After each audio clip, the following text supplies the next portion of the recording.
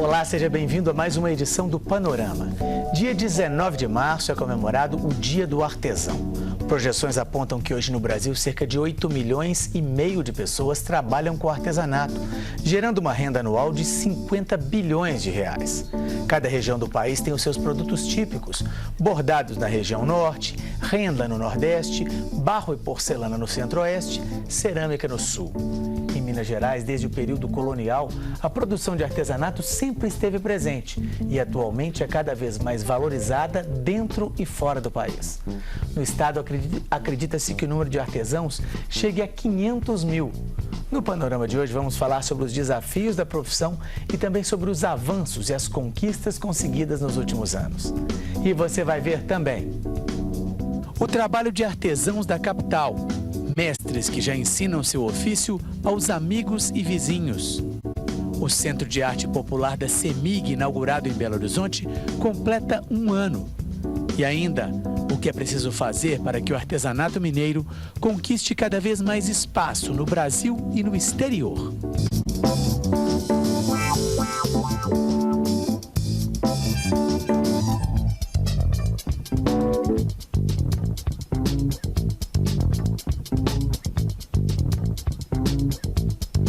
Conosco aqui no estúdio a presidente do Instituto Centro Cap, diretora da Central Mãos de Minas, Tânia Machado, e analista do Núcleo de Artesanato do Sebrae de Minas Gerais, Ciliane Oliveira. Muito obrigado pela participação, Ciliane, Tânia. Tânia, eu queria começar perguntando o seguinte: a Central Mãos de Minas, que reúne artesãos do estado inteiro, e agora o Instituto CAP também, já tem aí uma longa estrada de apoio, de trabalho junto aos artesãos de Minas Gerais. Eu queria que você começasse fazendo um resuminho aí dos principais avanços que você acompanhou aí ao longo desse tempo todo. Quer dizer, hoje produzir e comercializar artesanato é algo mais, vamos dizer assim, mais fácil e mais bem estruturado do que era há 20, 30 anos, não é? Quando o Mãos de Minas começou em 83, começou como projeto de governo, e depois em 88 que virou uma central. Artesanato era programa social, então a gente tinha muita dificuldade de participar da economia, do mercado mesmo, que era sempre tratado com bazar, com uma série de coisas. Então nisso, a Feira Nacional de Artesanato, que a gente começou a fazer em 1989, eu acho que ela foi um marco, porque ela começou a trazer o artesão para o mercado. Se você pegar o artesão que participou da primeira feira e vê ele agora, você fala, não é a mesma mudou completamente, pessoa. Tá? E hoje as redes sociais, o artesão hoje que não estiver no mercado, ele não precisa ter um e-commerce chiquérrimo, mas ele tem que ter um blogzinho, ele tem que ter um sitezinho, qualquer coisa, ele tem que botar a cara no mercado, e ele está aprendendo isso, tá? E nisso o Sebrae ajuda muito, né? O Sebrae está sempre com um programa de, como é que chama o programa? Eu esqueci o nome. O PSA. PSA. Programa isso. Sebrae de Artesanato. Né? Sabe? O programa Sebrae de Artesanato, ele vai muito, porque ele tem uma capilaridade muito grande no interior, então ele vai levar essa informação. Tá? Então, o Mãos de Minas é parceiro de longa data, Centro Cap do Sebrae, então fica fácil esse trabalho e o artesão sai ganhando com isso. Pois é, qual que é o papel do Sebrae? Onde há muito tempo que o Sebrae, já tem anos também, que já está envolvido nesse trabalho? Já atua junto ao artesão, junto com o programa do PSA, para promover esse desenvolvimento do artesão dentro da comercialização, na qualidade do produto, né, e na gestão do negócio, que isso é muito importante, né, que o artesão até então estava muito preocupado com a produção, mas a gestão muitas vezes ficava um pouco a desejar, né, e em função disso o Sebrae entra nessa informação com relação à gestão. Pois é, o que seria isso? É como comercializar, a melhor forma, onde vender, o que é exatamente? Preço de custo, capital de giro, negócios para o exterior, inclusive. Tânia vai saber dizer, inclusive, melhor essa exportação, como já acontece. A questão do buscar recurso no mercado. A gente tem essa educação financeira, ela é muito importante para o artesão. E a questão, muitas vezes eles trabalham em grupos, em associações, então ele entra também com essa questão do cooperativismo, como comprar junto a matéria-prima, como comercializar junto. Muitas vezes os pedidos, o artesão sozinho, ele não consegue atender um pedido, e quando ele está no grupo, na associação, eles conseguem ter uma mesma qualidade no produto e atingir um maior mercado, né? Eu brinco que eu falo que quando você chega perto do artesão, você fala assim, qual que é o seu maior problema? Ele fala, Comercialização. Fala, comercialização não é problema, é solução. Sim, quanto mais vender, melhor. O que está acontecendo que você não consegue atingir a sua solução, que é comercialização. E nisso o Sebrae entra, o Centro Cap também. Inclusive agora a gente lançou um treinamento à distância para associações e cooperativas, tá? De artesãos, por causa de uma questão que houve de uma venda para o El Corte Inglês, que eles vieram ao Brasil em 2011, eles queriam comprar 4 milhões de euros do Brasil. Tá? A gente montou 4 showrooms, um em Fortaleza, um em Belo Horizonte, um em Brasília e um em Manaus, para que eles viessem. Eram 14 compradores. Eles foram embora e conseguiram comprar só $700 mil. Porque dos quais tinham que vender? Tinham que vender, tinha produto, tinha preço, eles sabiam quanto que era de voz, mas e o que aconteceu? As associações não estavam organizadas. Por que Minas vendeu $600 mil? Porque a gente tem essa parceria, o Centro Cap também entra na capacitação, a gente tem um processo lá de cadeia produtiva, de certificação, que trabalha justamente, sabe, junto com o Sebrae, nesse desenvolvimento para o mercado. Então, o que a gente quer? Minas Gerais, por ter o Mãos de Minas, modéstia à parte, Mãos de Minas é a maior associação de artesãos do Brasil. Tá? E a gente deve isso ao Sebrae, que em 1991 o Sebrae já passou, nos ajudava desde aquela época. Então, Minas tem associações, não só Mãos de Minas, mas outras, que estão organizadas e conseguem atender isso. No resto do Brasil, eles não têm. Então, por isso, esse ensino à distância que a gente está fazendo agora para poder fortalecer. Pois ou seja, vai formar justamente outras associações, preparar... Não, associações já existentes. Pois é, mas vai formar no sentido de instruí-los sobre essas... Primeira documentação, trabalhamos toda a documentação, estatuto, CNPJ, regimento, regime tributário, uma série de coisas. Aí depois vamos trabalhar a organização, tá? A gestão, plano de contas, um planejamento, pelo menos a médio prazo. Tá? Depois a gente vai trabalhar o mercado e... A última ponto, aí é meio ambiente. Meio ambiente hoje, se você não trabalhar a questão ambial, você está fora do mercado. Se a coisa não for sustentável, você está fora do mercado. Você está fora do mercado. O artesão tem que se preocupar com a matéria-prima, como é que ele tira, como é que ele descarta o resíduo, como é que ele reaproveita o resíduo. E nisso o Sebrae no interior é importantíssimo, porque ele que está lá, nós estamos aqui em Belo Horizonte, tá? A gente pode ajudar alguma coisa, mas eles estão lá. Quantos núcleos vocês têm no interior? São 57. 57. Ou seja, para fazer esse atendimento direto. Porque muitas vezes o que a gente vê, posso estar enganado, mas que o artesão é alguém que tem uma habilidade, uma técnica, que começou a criar aquilo, às vezes, de uma forma pequena, e que aquilo vai fazendo sucesso entre as pessoas que ele conhece, ele vai comercializando, mas muitas vezes ele não tem, ou nunca pensou em ter essa série de habilidades que são necessárias aí que vocês estão colocando para a gente. Como lidar com isso? Principalmente no interior do estado. Na verdade, é uma tradição, é um conceito que até então ele não pensava na comercialização, né? Vem muito da criação do artista. E aí vem, o Sebrae, ele entra junto à associação, junto aos grupos, para identificar, né, diante do diagnóstico, para ver esses grupos, como que eles estão organizados nessa criação. A gente trabalha muito por tipologia, né? Então, é na cerâmica, é no tecido. E, em cima disso, o Sebrae entra com essa preocupação da comercialização, mas antes, identificar a qualidade do produto. Não sei se eu respondi sua pergunta. Não, respondeu, pois é, mas aí essa questão de justamente, o que seria essa qualidade do produto? Tem vamos dizer assim, técnicas e formas para se avaliar isso também, para se melhorar isso com o tempo também? Aí é o mercado que diz. Eu falo, produto bom é o que vem. Aí é o mercado que diz. O que não vem. O que é bonito para mim, pode não ser bonito. O diaria de botar na sua casa, tá? E assim vice-versa. Agora, qualidade, acabamento. Respeito ambiental, trabalhar com matérias-primas que não estão degradando o meio ambiente. E isso tudo é levado em consideração. Tingimento natural, né? Isso é uma questão assim, que o mercado, inclusive, valoriza. Isso agrega valor ao produto, tá? Que você pegar um produto semi-industrializado, fazer um benesse nele lá e vender. Agora, se você pega uma madeira, daí você cria um produto nisso, tá? Você trabalha com matérias-primas naturais. Apesar de que o Mãos de Minas, a gente trabalha também com outros tipos de matéria-prima. O Sebrae tenta manter essa tradição.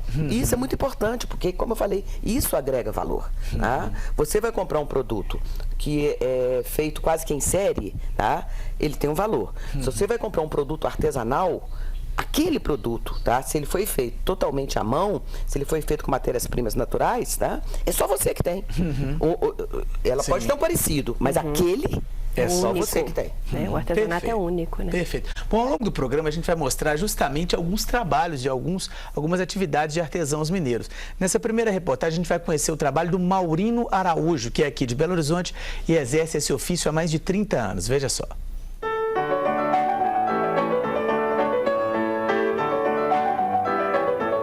Aos poucos, o cedro resistente ganha formas delicadas pelas mãos de Maurino Araújo. As peças do mestre artesão, esculpidas nos fundos de casa, logo tiveram reconhecimento dos críticos. Nas décadas de 1960 e 70, podiam ser vistas apenas na antiga feira de artesanato da Praça da Liberdade, na capital. Hoje são encomendas de todo o Brasil e as obras até já representaram o país no exterior. É um sentimento de a gente estar comunicando com os outros. Uma das inspirações veio de São João del Rei, as igrejas históricas e a arte de Aleijadinho. Na Madonna com Menino, obra-prima de Maurino, e na Cabeça de Profeta, o trabalho mais recente, estão traços do barroco mineiro. É preciso que você tenha, como diz, alguma coisa que seja um suporte para você. E no caso eu tive várias pessoas que tomaram a minha obra como um modelo para ir exercitando. E como todo bom mestre, Maurino conquistou os seguidores. O vizinho Higino da Almeida e o irmão mais velho, José Leôncio, seguem os passos do grande mestre. Passou para mim que você não deve copiar, você tem que criar. Isso foi importante. No início eu até fiquei meio assim, confuso, mas depois eu pensei, falei, isso é certo, tem que criar, meu. Todo artista tem que criar alguma coisa, não pode ficar também só de cima da obra do mestre. Para mim representa muito, porque é uma coisa que eu não sonhava e passei a sonhar profundamente. Com certeza foi ele o causador de tudo que sou hoje.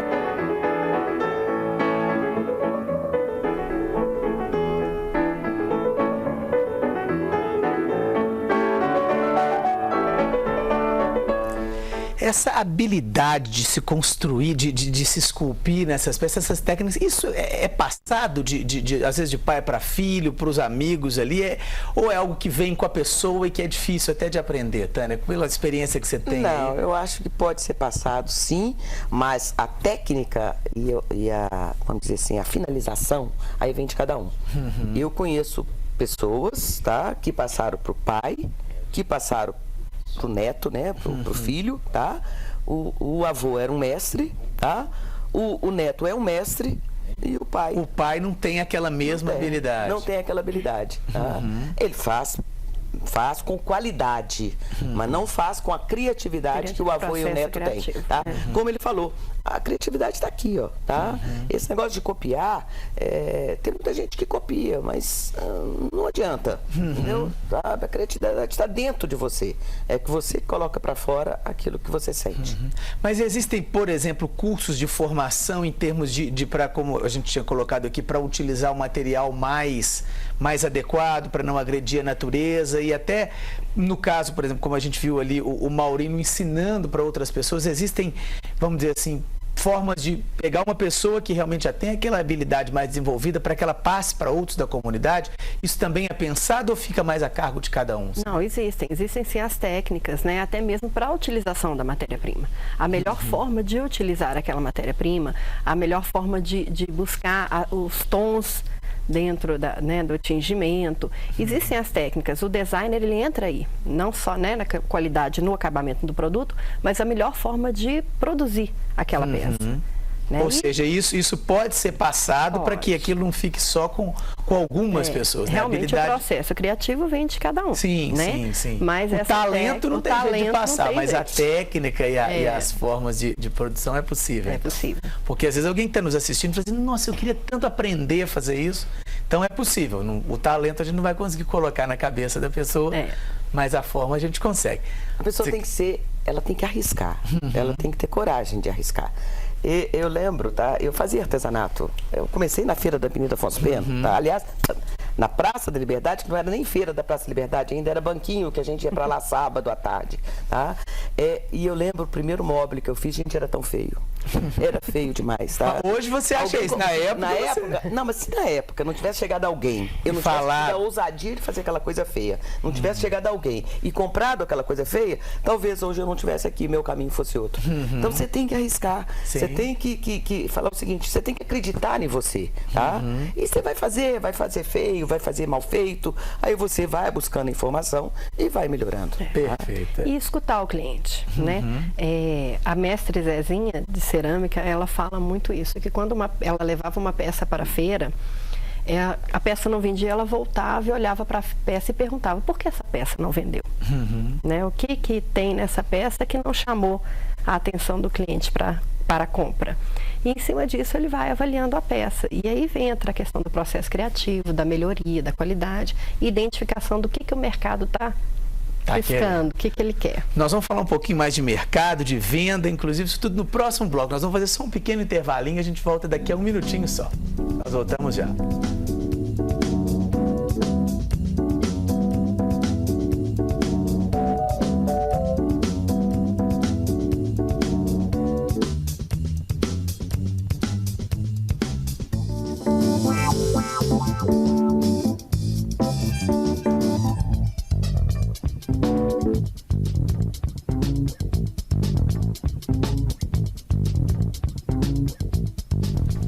Estamos de volta com o segundo bloco do Panorama, que fala hoje sobre o Dia do Artesão. Aqui no nosso estúdio, a presidente do Instituto Centro Cap, diretora da Central Mãos de Minas, Tânia Machado, e analista do Núcleo de Artesanato do Sebrae, Ciliane Oliveira.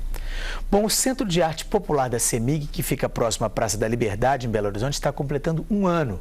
O local recebe exposições de trabalhos de artesãos e artistas populares de todo o estado. Veja só. Nas últimas décadas, a atividade também ganhou força com a criação de novos espaços de comercialização e exposição de artesanato. O Centro de Arte Popular CEMIG, que integra o Circuito Cultural Praça da Liberdade, é um bom exemplo deste avanço. Em funcionamento há um ano, o prédio recebe os grandes mestres da capital. O centro funciona neste casarão da década de 1920. O espaço foi adaptado e conta com salas amplas e modernas para divulgar a diversidade cultural dos artistas populares mineiros. É o primeiro espaço especificamente ligado à arte popular. Ela é atrelada ao sentimento, à cultura, ao pensamento não acadêmico da cultura brasileira. A gente ganhou uma casa nova para inovar mais ainda os nossos trabalhos. As peças quase elas querem falar. Às vezes a gente não pode falar, mas elas falam pela gente. A obra de arte, ela traz, além da alegria, aquela satisfação de estar conseguindo produzir alguma coisa. Principalmente quando você acerta bem num trabalho, fica feliz. Além de trabalhos desses artistas, a exposição conta com obras de outros mestres da capital. As esculturas de Olinto Araújo,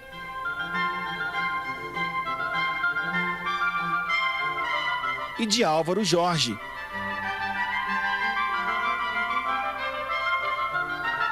As bonecas de Dona Jacinta.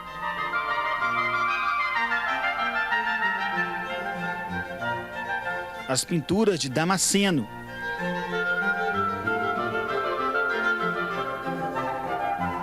Os brinquedos de Nelcino Lourenço.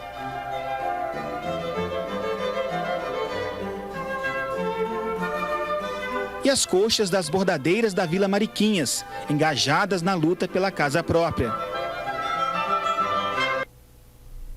Bom, a gente vê ali uma diversidade imensa de obras e disso tudo. Qual que é a importância, Tânia, de um local específico para expor isso tudo, para que as pessoas possam ver e possam estar adquirindo isso também? E também queria que você falasse um pouquinho da posição de Minas Gerais em relação ao resto do país nessa produção de artesanato. Esse Centro de Arte Popular, a gente torceu por ele há muito tempo, porque é um local de valorização do artesão, onde que tem um presidente aí de uma grande instituição que até às vezes nos apoia alguma coisa. Quando ele foi nessa exposição na inauguração ano passado, as mesmas peças que ele viu em outro local, ele viu lá, ele falou assim, não, mas isso é bonito. Eu falei, mas é igual. É igual, ou seja, o local até da exposição mudou a forma da pessoa ver. Você dá uma valorização, você leva para cima isso, tá? Então isso é importante porque artistas, às vezes renomados fora até do Brasil, não são conhecidos aqui. E é um espaço como esse que vai levar esse conhecimento, tá? E também o desejo de outras pessoas, eu quero ser o Maurino. Por que não, tá? Então, acho que assim, um espaço como esse é importantíssimo. Agora, quanto à questão do Brasil, realmente, né? O Brasil está na moda. Está na moda, da Copa, por causa da performance econômica, por causa das Olimpíadas, e todo mundo quer homenagear o Brasil. Tá? E isso se faz através de quê? Se faz através da arte, da culinária, tá? E da cultura. Quando chega a arte e a cultura, entra o artesanato. Então, nós já tivemos na Macy's, a gente fez uma grande venda para o Corte Inglês, fizemos uma venda para uma rede de lojas americanas e canadenses também. Ontem nós tivemos uma reunião que nós estamos fazendo uma venda para uma grande rede de loja japonesa que também quer homenagear o Brasil. Tá? O Folk Art, que é um museu de folclore no México, no Texas, tá? Eles também estão fazendo uma homenagem ao Brasil, que inclusive a gente está levando o carnaval, porque para mim, apesar que Belo Horizonte não tem tradição de carnaval, para mim o carnaval é a maior demonstração de artesanato do mundo, porque aquilo tudo ali é feito à mão. Eu sou rato de barracão de escola, quando eles começam a montar, tá? Então, assim, eu acho que a gente tem que aproveitar essa oportunidade, tá? De levar essa informação, de mostrar para as pessoas que o Brasil não é só futebol, carnaval e floresta amazônica, nós temos muito mais. E para isso, o Sebrae está com um programa